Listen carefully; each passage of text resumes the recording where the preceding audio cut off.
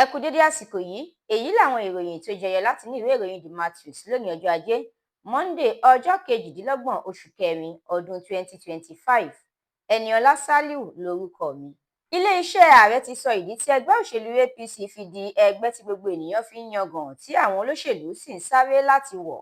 Ó ní ẹ̀sùn pé ẹgbẹ́ òṣèlú APC fẹ́ sọ ìṣàkóso rẹ̀ di ti apàṣẹwàá kò ní ẹsẹ̀ nílẹ̀ rárá. Ó ní àtúnṣe àti àtúntò ààrẹ Tinubu yóò ṣe àǹfààní fún gbogbo ọmọ Nàìjíríà àti àwọn ògo wẹrẹ tó ń bọ̀ lẹ́yìn. Okonkwo sọ̀rọ̀. Ó ní àkójọpọ̀ àti ìfọwọ́sowọ́pọ̀ àwọn ẹgbẹ́ òṣèlú alátakò làwọn fi lè gba ìṣàkóso lọ́wọ́ ààrẹ Tinubu àti ẹgbẹ́ òṣèlú APC lọ́dún 2027. Èèyàn 10 ló ṣalábàápàdé ikú òjijì níbi ìkọlù tuntun míì táwọn alákatakítí ikọ̀ Boko Haram ṣe ní ìpínlẹ̀ Benue.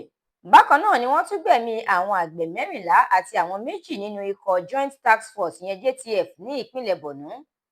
Àjọ Nigerian Deposit Insurance Corporation NDIC ti kéde rẹ̀ pé òun ti bẹ̀rẹ̀ sísan bílíọ̀nù 54.6 ìyẹn 46.6 bílíọ̀nù náírà owó àwọn oníbàárà ilé ìfowópamọ́ Heritage Bank tó kógbá wọlé.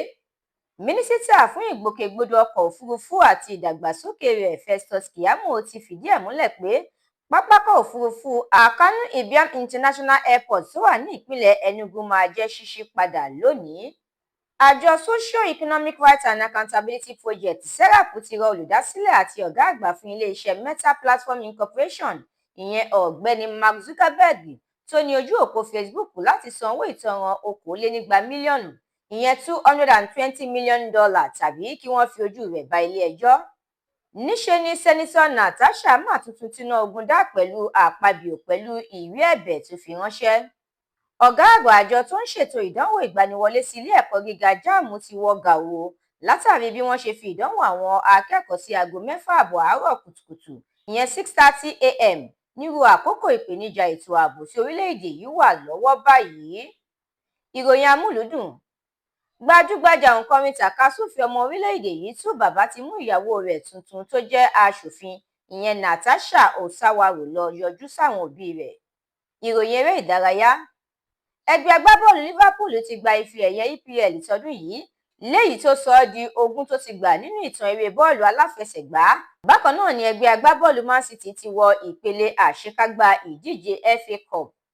Ẹgbẹ́ kan tí wọ́n pè ní Nigerian Rescue Mission Organization àti ẹgbẹ́ míì ìyẹn Buhari Youth Organization BYO ti ń rawọ́ ẹ̀bẹ̀ sí ààrẹ tẹ́lẹ̀ lórílẹ̀-èdè yìí ìyẹn Goodluck Jonathan láti kópa kó sì díje nínú ètò ìdìbò ọdún 2027.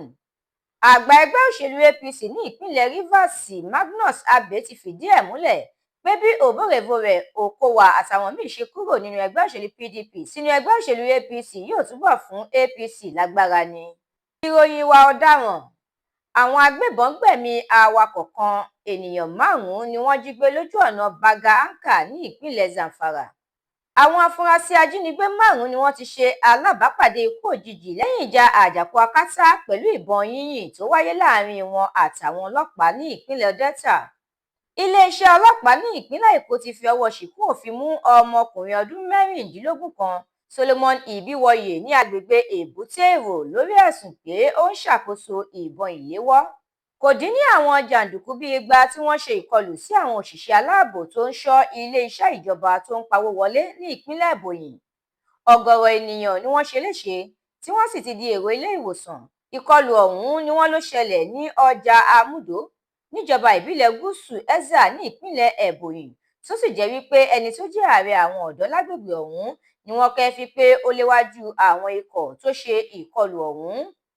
Ẹ̀kúnrẹ́rẹ́ àwọn ìròyìn yìí àtàwọn ìròyìn míì lẹ́ ò láǹfààní láti jẹ̀gbádùn tẹ́ bá darapọ̀ tẹ́ ẹ sì tẹ̀lé The Matrix lórí Facebook, Instagram, TikTok, YouTube àti X. Àdúrà Mọ́mi Balógun ló ṣe ògbùfọ̀ ìròyìn yìí. Ẹniọlá Sálíù lorúkọ mi.